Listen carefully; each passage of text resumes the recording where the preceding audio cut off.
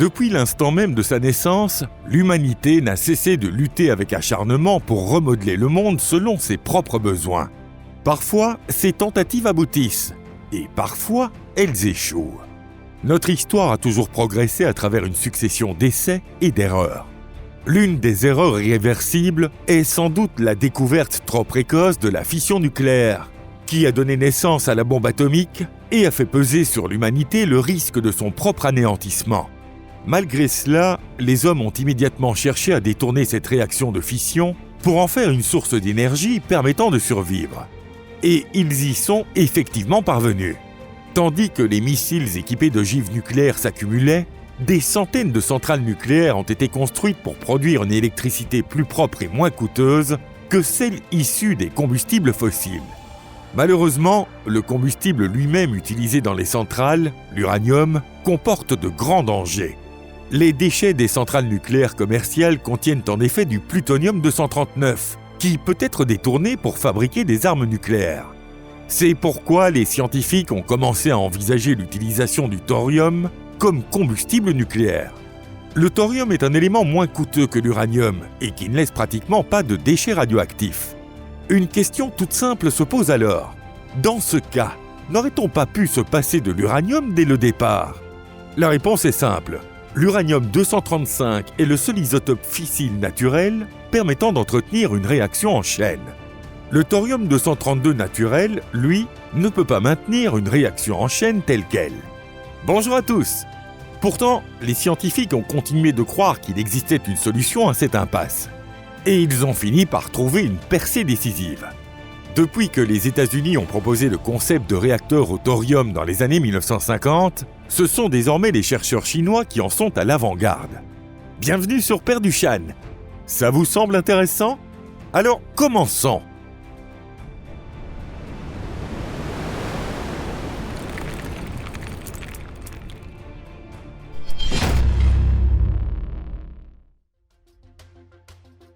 Pourquoi le thorium ? Tout a commencé lorsque la recherche d'un combustible alternatif à l'uranium s'est lancée à l'échelle mondiale. Comparée à celle des terres rares, la teneur moyenne en uranium dans la croûte terrestre, de 2,5 x 10 exposant moins 4%, n'est en aucun cas faible. Les 3 pays possédant les plus grandes réserves d'uranium sont l'Australie, le Kazakhstan et le Canada. La Chine ne se classe qu'au 9e rang mondial pour les réserves et au 8e pour la production. Pourtant, en termes d'importation d'uranium, la Chine occupe la première place mondiale. Autrement dit, l'uranium disponible sur le territoire chinois ne suffit pas à couvrir la demande. La teneur moyenne en thorium dans la croûte terrestre atteint plus de 3 fois celle de l'uranium, soit entre 8 et 10 x 10 exposant moins 4%. Cependant, contrairement à l'uranium, il n'existe presque pas dans la nature de gisements de thorium exploitables de manière rentable à eux seuls. Mais sur ce point, la Chine ne peut vraiment pas se plaindre des bienfaits de la nature. Le thorium coexiste dans les gisements de terres rares et peut être obtenu comme sous-produit de leur extraction.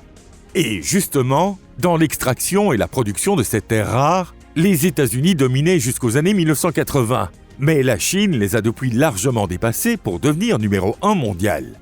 Depuis le début des années 1990, la Chine a connu une croissance fulgurante et, en 2008, elle produisait 120 000 tonnes sur les 124 000 tonnes mondiales.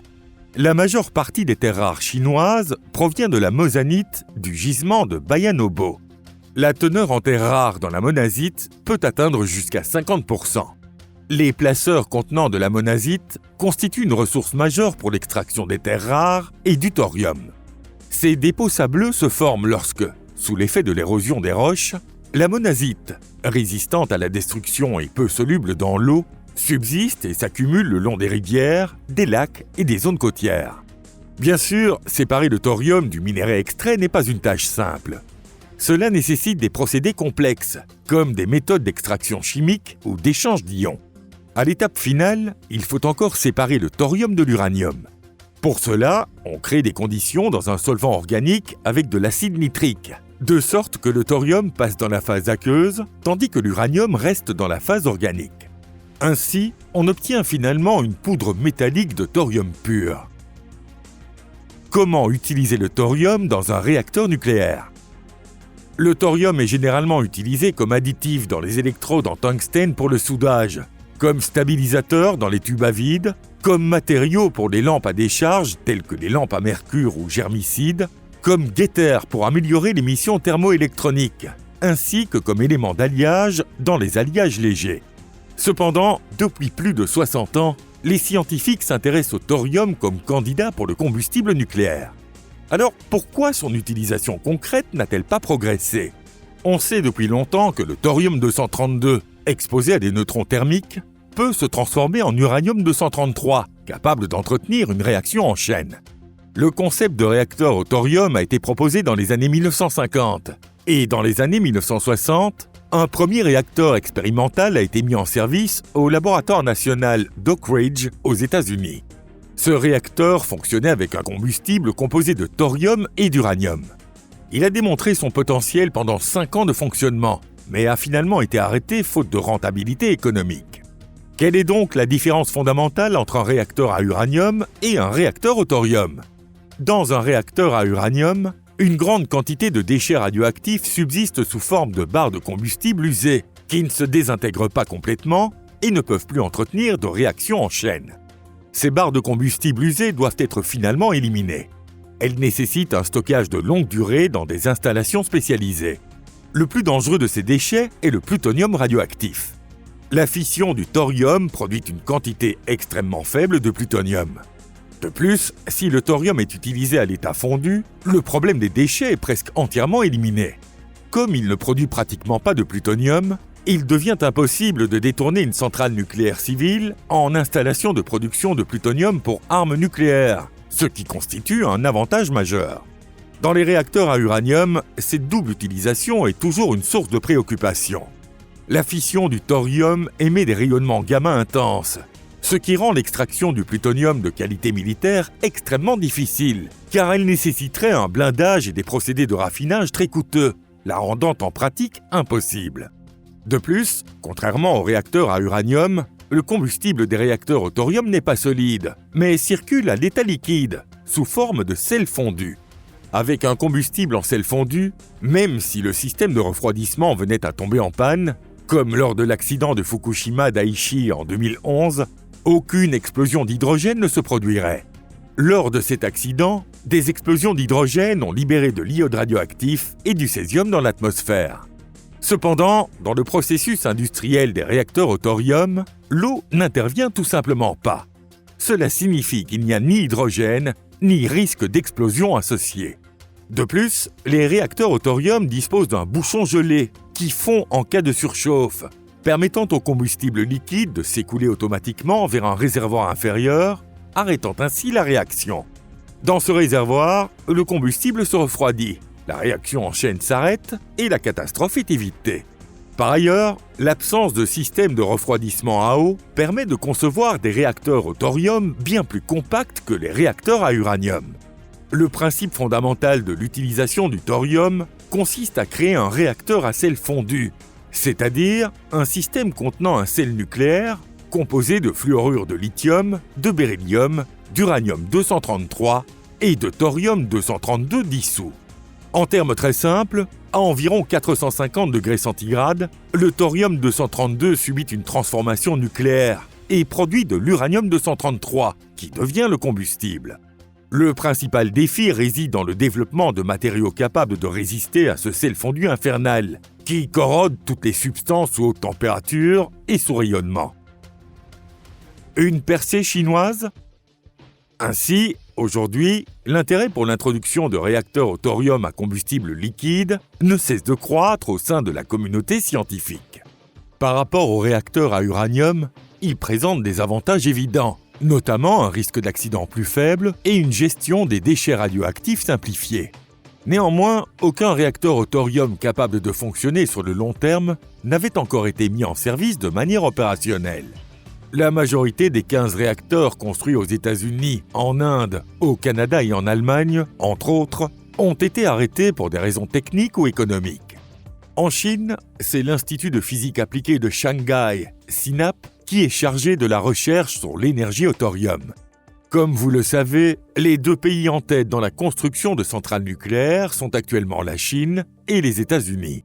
D'ici 2030, la Chine devrait dépasser les États-Unis en production d'électricité nucléaire. Et d'ici 2035, environ 150 nouveaux réacteurs devraient être mis en service. En Chine, un plan est en cours pour porter la part du nucléaire à 15% de la production totale d'électricité d'ici 2050. Il est donc naturel que la Chine investisse des dizaines de milliards de dollars dans la recherche expérimentale en énergie nucléaire. Parmi ces investissements, 444 millions de dollars ont été consacrés au développement de réacteurs au thorium à fluorure liquide, LFTR. Un réacteur expérimental au thorium de 2 MW de ce type a commencé à être construit dans le désert de Gobi en 2018 et a été achevé en 2021. Les expériences semblent avoir été concluantes et la Chine prévoit de passer à l'étape suivante en lançant, en 2025, la construction d'un réacteur au thorium d'environ 10 MW thermiques. Contrairement au réacteur à uranium classique, son cœur aura des dimensions compactes, avec une hauteur de 3 mètres et un diamètre de 2,8 mètres. En revanche, sa température de fonctionnement atteindra 700 degrés centigrades. Ce réacteur fonctionnera avec un combustible contenant 50 kg de thorium. Au moment de la mise en service, du combustible sera ajouté régulièrement, tout en éliminant les sous-produits gazeux. Après 5 à 8 ans, les sous-produits auront été presque entièrement extraits et le système entrera dans un cycle continu de retraitement des sels d'uranium et de thorium, ne laissant finalement qu'une très faible quantité d'actinides secondaires. Au cours de ce processus, la puissance sera progressivement augmentée de 20 à 80%. Si le réacteur de 10 MW thermiques fonctionne comme prévu, un réacteur au thorium de 373 MW thermiques devrait être mis en service d'ici 2030. Le lancement de réacteurs commerciaux au thorium apporterait également à la Chine un avantage régional majeur. En effet, elle pourrait exploiter presque entièrement le minerai de monazite provenant du gigantesque gisement de Bayanobo. Contrairement à d'autres pays, la Chine peut obtenir du thorium comme sous-produit du raffinage des terres rares. La mise en service de la première centrale au thorium à grande échelle située en plein désert ouvrirait la voie à la construction de centrales nucléaires encore plus vastes. Même si les réacteurs au thorium sont considérés comme sûrs, il va de soi qu'il est plus rassurant de les installer dans des zones éloignées des habitations. Construire des centrales au thorium qui ne nécessitent pas de grandes quantités d'eau de refroidissement dans des régions inhabitées constitue le choix le plus rationnel en termes de sécurité. L'humanité n'a pas encore oublié les catastrophes de Tchernobyl et de Fukushima Daiichi. Si le programme chinois de réacteurs au thorium réussit, il pourrait déclencher une révolution technologique mondiale, accélérer le développement de l'énergie nucléaire et ouvrir la voie à une nouvelle vague de construction de centrales. Ces réacteurs sont sûrs et ne produisent pas de déchets dangereux nécessitant un stockage sur des milliers d'années, contrairement aux réacteurs à uranium. Compacts, sûrs et ne nécessitant pas de refroidissement par eau, les réacteurs au thorium ouvrent également de nouvelles perspectives, comme leur installation sur des navires, des sous-marins, voire des vaisseaux spatiaux. Que se passera-t-il réellement ? Quel sera le résultat de ces expériences ? Et permettront-elles d'atteindre les objectifs espérés ? La réponse reste encore à découvrir. Si cette vidéo vous a plu, n'hésitez pas à la liker et à la partager avec vos amis. Merci à tous de nous avoir regardés. À bientôt, au revoir.